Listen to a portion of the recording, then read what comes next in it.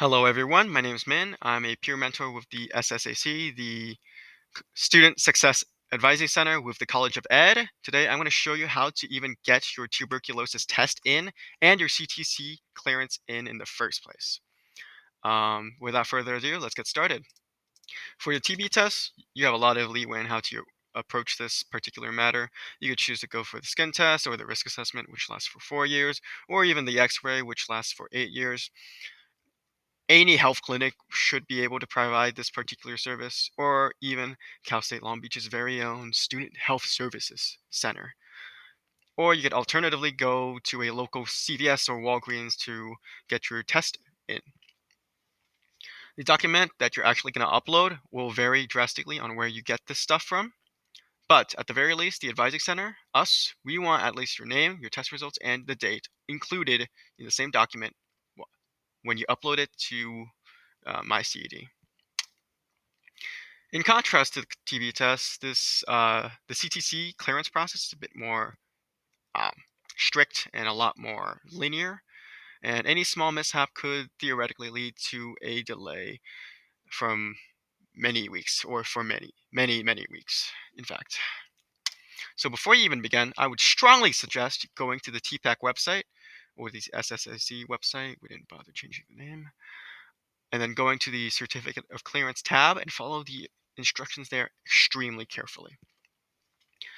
Instead of a CTC clearance, you may opt for the 30-day subpermit, which would last for a year, but of course that's purely for substitute teaching and whatnot, and it would depend on your circumstances. But for the CTC clearance process, the generic one at least, first and foremost, you want to access the 41LS form. This is from our website. Or you could alternatively go to the CTC itself to get the form, or you could go to our website and to get their website. Whichever works in your scenario, you want to get this document and fill in the ones in red. If you don't have a social, you can use your ITIN number. After filling this out, or printing it and then filling this out, at least one copy should be made.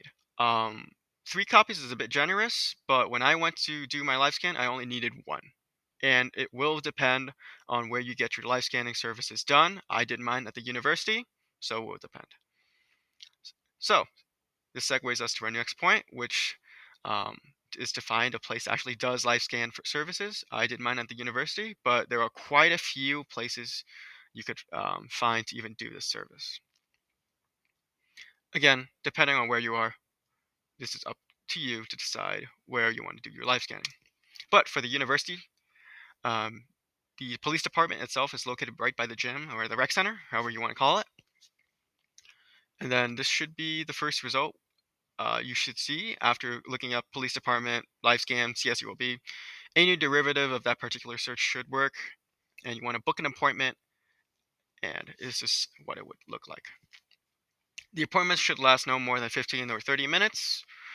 Be sure to bring not just $20, but more along the lines of $69. At least when I went there, I'm not surprised if the prices went up. But just make sure to bring a lot more cash extra to pay the DOJ and the FBI for their time and effort in looking at your background. After getting your fingerprints done, now you can start on the online portion of the CTC clearance process. Again, you want to follow these instructions religiously, like you would any other holy scriptures. If it's your first time going to the CTC website itself, make sure you make a new profile, which would look something like this, and it would ask for your social and whatnot. Beyond this page, the stuff is extremely confidential, and I am not at liberty to say or speak of the things that exist beyond this particular page. But do your best to answer questions truthfully and be as scrupulous as you can be when you look at the documents and matching it up with your own ID and other forms of identification. After you're finished answering the questions, excuse me, make sure you have at least $52.65 to pay the CCC for their troubles in looking at this application. And of course, since it is online, they only accept card. And depending on their work rate, this could theoretically take up to 4 weeks to get the entire process done with. After waiting in a certain amount of time. You want to make sure you follow these respective steps to access your certificate of clearance. I did mine over the summer, so it took me like a long weekend to actually get this in the first place. But since it is the school year, um, it might take a bit longer. Now, the fruits of our labor, the actual certificate itself is more of a glorified screenshot, to say the least. But this is what you're actually going to upload to MyCED.